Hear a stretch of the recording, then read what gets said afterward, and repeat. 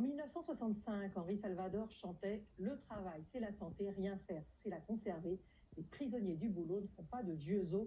Une chanson au douloureux écho aujourd'hui, alors que les victimes de burn-out, ce syndrome d'épuisement professionnel, ne cessent de se multiplier. Le burn-out ou syndrome d'épuisement professionnel a tout d'abord été diagnostiqué dans le monde social dans les années 70, puis dans le monde de la santé, mais maintenant il est désormais généralisé à tout type d'emploi. Selon les différentes études, entre 300 000 à 500 000 Français seraient en situation de burn-out. Le cabinet Technologia affirme que 12% de la population active serait en situation d'épuisement professionnel, soit 3,2 millions de personnes. Pourtant, il n'apparaît dans aucune classification médicale internationale, ni en tant que maladie professionnelle, ni sur un plan de l'Union européenne, ni en France. La décision de l'OMS est marquante. Elle dit: le burn-out est officiellement reconnu comme phénomène lié au travail. Les mots ont leur importance. En tant que phénomène, le burn-out n'est pas une maladie. C'est un phénomène associé à l'emploi ou au non-emploi, le chômage. Il n'est pas considéré par l'OMS comme un facteur influençant la santé, mais comme une conséquence d'une situation de stress professionnel chronique. Dans le film d'Elsa Fener, La mécanique burn-out, on se rend compte avec le témoignage des personnes qu'on leur demande toujours plus vite, avec moins de salariés. On pouvait se tuer à la tâche. Aujourd'hui, c'est la souffrance psychique qui amène à consulter. De plus en plus souvent, on parle de burn-out. Un terme galvaudé qui s'applique à des situations très variées et à tous les métiers. Cadre de banque, cuisinier ou berger. Mais ceux qui témoignent ont un point commun. Le travail qu'ils aimaient a fini par les mettre à terre. C'est donc un job de rêve qui se transforme en job d'enfer. Tous les témoignages indiquent qu'il y a toujours plus de charges de travail, de journées à rallonge, de sensation de n'avoir rien fait en fin de journée car on a ajouté des tâches et des demandes supplémentaires toute la journée. La souffrance est d'abord psychique, au niveau mental. Puis vient la douleur physique. Dans la liste, douleur intestinale, douleur au dos, perte de mémoire, de vision, de motivation, fatigue, doute de soi, perte de crédibilité, pleurs le matin pour aller au travail, perte de poids ou prise de poids, cauchemar, chez des cadres et des managers qui sont qualifiés. Je me rendais bien compte que je commençais à dysfonctionner parce que j'ai eu des tas de symptômes physiques qui sont apparus, des douleurs intestinales de plus en plus violentes, des pertes de mémoire, des pertes de vision, des pertes d'audition. Enfin, je veux dire, à la fin, je me souvenais même plus du prénom de la personne qui était assise au bureau à côté de moi, quoi. Donc, je savais bien que j'allais pas bien.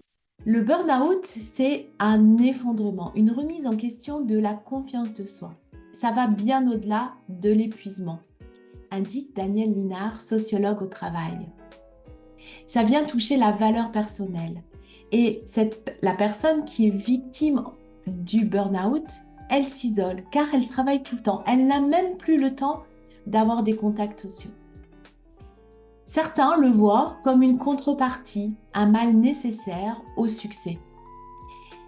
Quand on s'investit dans son travail, eh bien, il y a une corrélation qui est la fatigue et les gens pensent qu'ils peuvent encore travailler. Alors, qui sont ces candidats au burn-out ?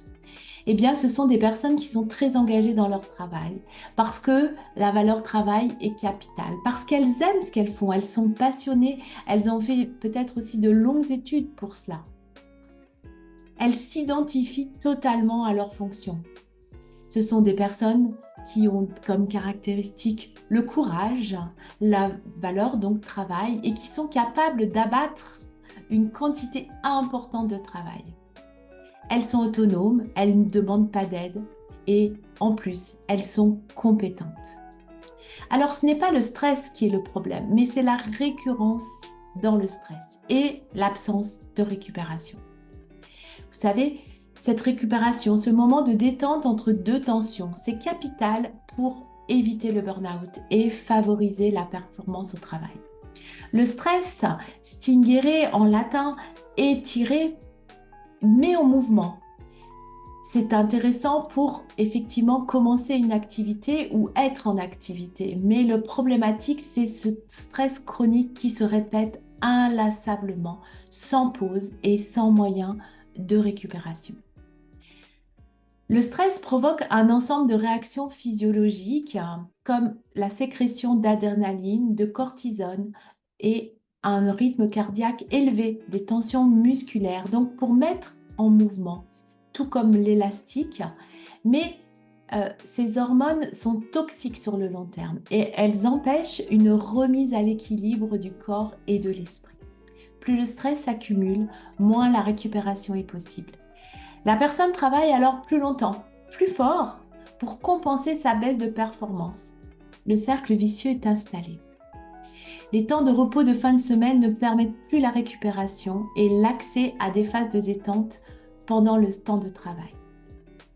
Lorsqu'une personne est détendue, son cerveau agit en mode alpha.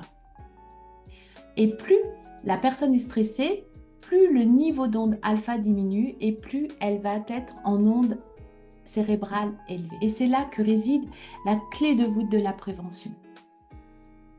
Savoir tout cela, c'est bien beau, mais parler de l'épuisement, parler du burn-out finit par épuiser. Alors, comment prévenir? Il y a 3 volets avant de franchir la ligne rouge.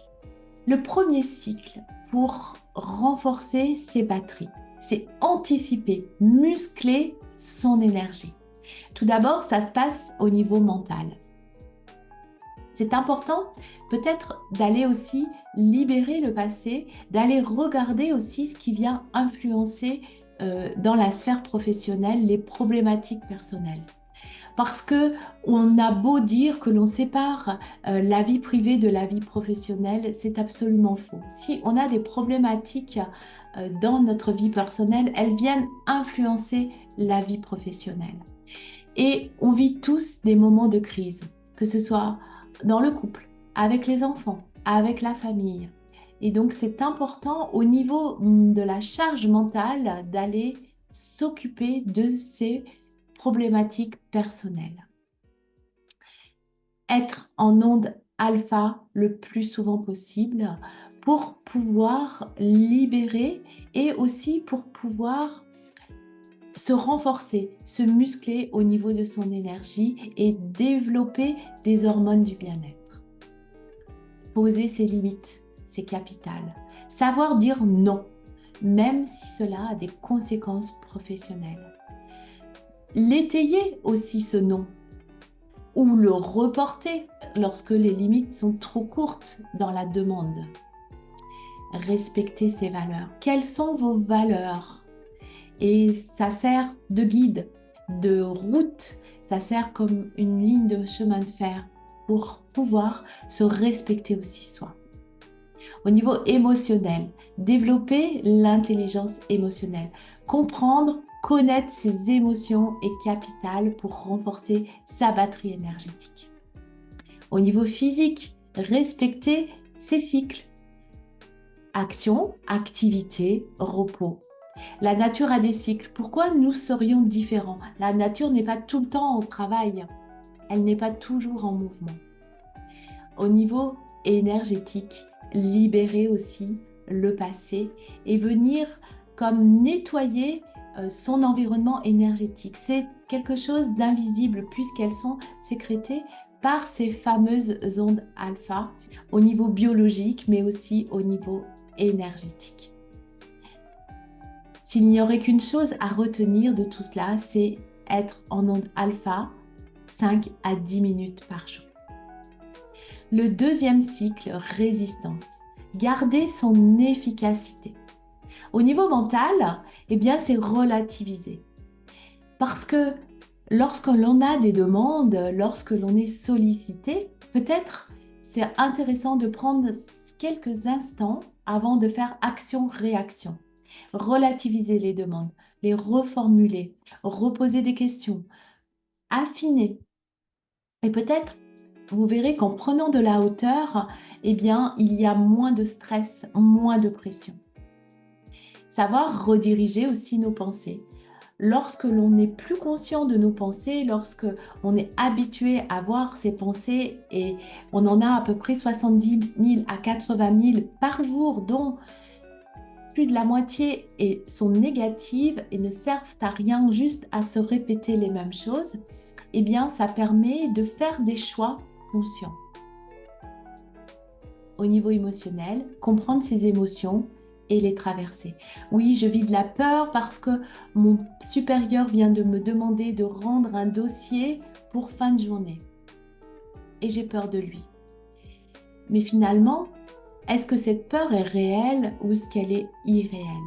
Et ça vient en lien aussi avec ses limites. Savoir renégocier des délais et savoir se positionner et savoir peut-être aussi exprimer ses émotions. Au niveau physique, il y a toute une batterie de techniques de relaxation qui peuvent être faites au quotidien. L'EFT, tout ce qui permet de réguler le système nerveux avec des petites pratiques sur le pouce, les bras derrière le dos. Il y a environ une dizaine de pratiques qui peuvent être faites en aparté dans le travail. La cohérence cardiaque, 1 minute de cohérence cardiaque, c'est parfait pour faire redescendre et revenir dans ce niveau de calme et de sérénité. Enfin, le cycle récupération. Il est post-tension, recharger ses batteries. On le sait tous, l'alimentation, le sommeil, l'exercice physique est capital pour maintenir une bonne énergie. L'humour, avoir du plaisir, listez les 10 choses qui vous donnent du plaisir, des choses simples à faire que vous ne ferez peut-être pas qu'en fin de semaine, mais les faire dans son quotidien. Prendre une marche 5 minutes, regarder les fleurs qui sont en train de d'éclore, regarder un lever de soleil, prendre un café avec un collègue de travail ou avec un ami. Les 10 kiffs du jour, prônés par Florence Servan-Schreiber. Et puis le contact social, c'est aussi capital. Ne pas s'enfermer, ne pas s'isoler, avoir un entourage de qualité, des bonnes personnes positives. Rappelez-vous, nous sommes la somme des 5 personnes que nous fréquentons le plus.